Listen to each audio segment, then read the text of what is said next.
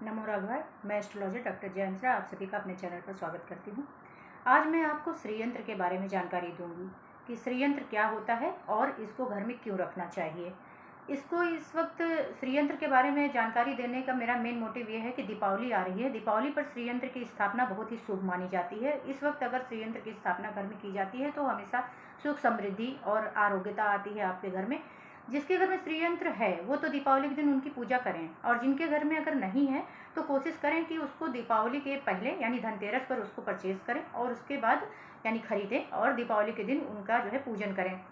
अगर मान लीजिए आपके पास पंडित नहीं आ पाते हैं श्रीयंत्र को स्थापित करने के लिए, तो आप उसको स्वयं कैसे स्थापित कर सकते हैं यह इस वीडियो में आपको इसी के बारे में जानकारी दूंगी। श्रीयंत्र बहुत तरह के होते हैं। पहली बात तो श्रीयंत्र जो होता है वह आपकी लक्ष्मी जी का यंत्र माना जाता है।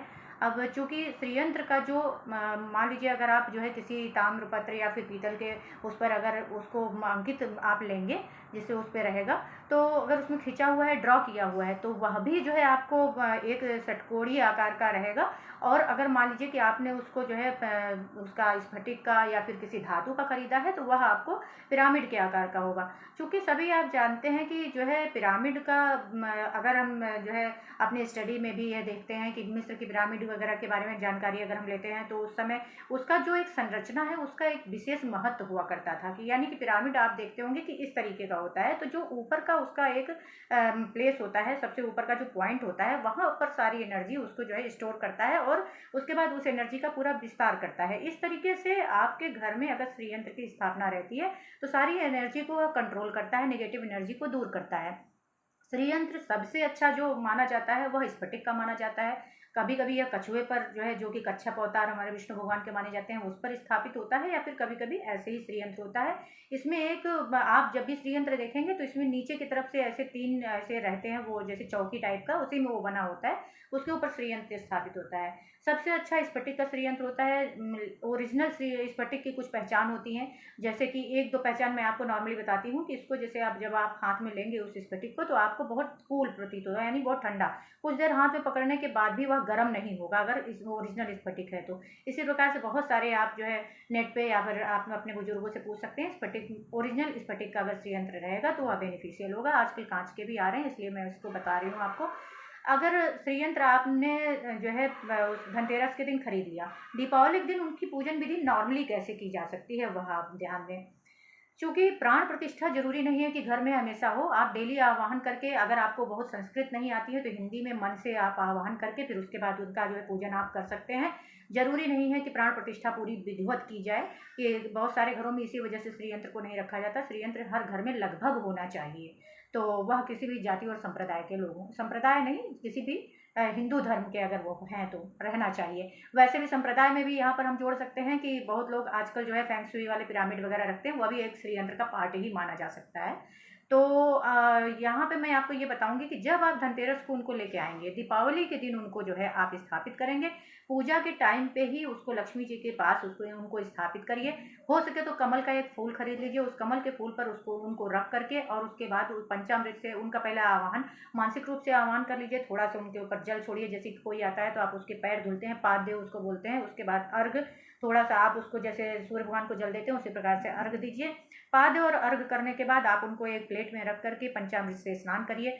अगर आपको श्री सूक्त का पाठ आ रहा है तो आप करिए, नहीं आ रहा है तो लक्ष्मी जी का स्मरण करते हुए आप उनका स्नान कर दीजिए। आजकल हर कोई पढ़ा लिखा होता है, श्री सूक्त का बहुत ही ईजी पाठ है। हो सके तो नित्य कर्म पूजा प्रकाश एक बुक आती है, उसको लेकर के आप उसमें से जो है श्री सूक्त का पाठ आप सीख सकते हैं।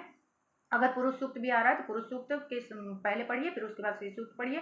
श्री सूक्त के द्वारा या फिर लक्ष्मी जी का स्मरण करके नॉर्मली आप उनको पंचामृत से स्नान कराइए। फिर उनको अच्छे से पोंछ करके और आप उनको कहीं पर विशेष स्थान पर, किसी चुनरी पर या किसी छोटे से सिंहासन पे आप उनको जो है आप स्थान दीजिए, यानी कि उनको आप स्थापित करिए। उनको स्थापित करने के बाद रोली, चंदन, अक्षत, और इसमें खास तौर से जो मायने रखता है वह हल्दी। हल्दी जरूर, यानी हरिद्र चूर्ण आपको उनके ऊपर जरूर चढ़ानी है।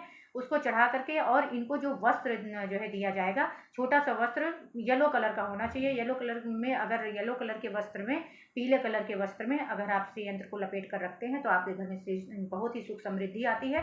तो इस प्रकार से उनको पीले कपड़े में लपेट करके और सारी चीज़ें, गुलाब का इत्र उनको अर्पित करिए, उनको गुलाब या गुड़हल के फूल अर्पित करिए। उसके बाद वहाँ पर श्री सूक्त का पाठ करिए।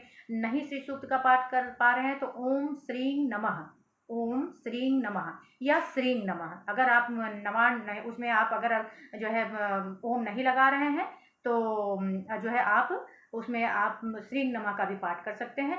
श्रीं नमः का अगर हो सके तो जप करिए, एक माला जप कर लीजिए। स्फटिक की माला से अगर करें तो ज़्यादा बेहतर है, नहीं तो 11 बार तो जरूर करें। श्रीं नमः पूरा एक जो है अपने 11 बार, 7 बार, 5 बार, इस तरीके से अनइवन जो है नंबरों में आप उनको जो है आप काउंट में कर सकते हैं। और उसके बाद फिर उनकी जो है आरती करिए, उनको भोग लगाइए और पान का एक बीड़ा उनको अर्पित कर दीजिए। यानी पूरी पूजा लगभग वैसे ही होगी जैसे लक्ष्मी और गणेश जी की आप करते हैं। इस श्री यंत्र को रखने के लिए 2-3 बातें जरूर ध्यान देनी है। पहली बात तो पीले वस्त्र में यह जो है लपेट के आप रखेंगे। दूसरी बात यह है कि अगर हो सके तो डेली, अगर आपके घर में बहुत ज़्यादा प्रॉब्लम चल रही है पैसों की या स्वास्थ्य की, तो आप डेली श्री सूक्त का पाठ अगर श्री यंत्र के सामने बैठ के करते हैं तो आपको बहुत पॉजिटिव एनर्जी मिलती है। यह इस टाइम पर लेने के लिए, श्री यंत्र को स्थापित करने के लिए बड़ा शुभ मुहूर्त है। इस बार की दीपावली तो बहुत ही अच्छी मानी जा रही है क्योंकि इसमें त्रिपुष्कर योग बन रहा है। इस वजह से मैं इस वीडियो को जो है जरूरी समझा मैंने आप तक पहुंचाने के लिए।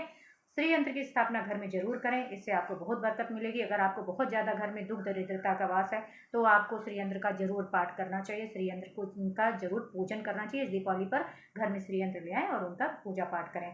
कोशिश करें कि नॉनवेज ना खाएं, और उस घर में जो है, जिस घर में ये सब चीज़ें होती हैं वहाँ कोशिश करें। अगर आप बाहर खा रहे हैं, क्योंकि कुछ लोग ऐसे हैं जिनके यहाँ खाया ही जाता है, तो बाहर आप खा सकते हैं, घर में ना बनाएं। और चूँकि जो है आप घर में बनाते हैं तो इन जो है यंत्रों का या उनकी पॉजिटिविटी घटती है और आपको उतना बेनिफिट नहीं मिलता है। तो इस प्रकार से नॉनवेज को अवॉइड करें और डेली आप उनका पूजन करें। कुछ नहीं, अगर आप ज़्यादा नहीं कर पा रहे हैं, डेली आपको नहलाना नहीं हो पा रहा है, तो आप उनकी आरती या फिर थोड़ा सा धूप दीप जरूर दिखा दें और फूल चढ़ा दें। तो इस प्रकार से आप श्री यंत्र को घर में ला करके उनको स्थापित करें। अगर आपको यह वीडियो नॉलेजेबल लग रहा है तो आप इस वीडियो को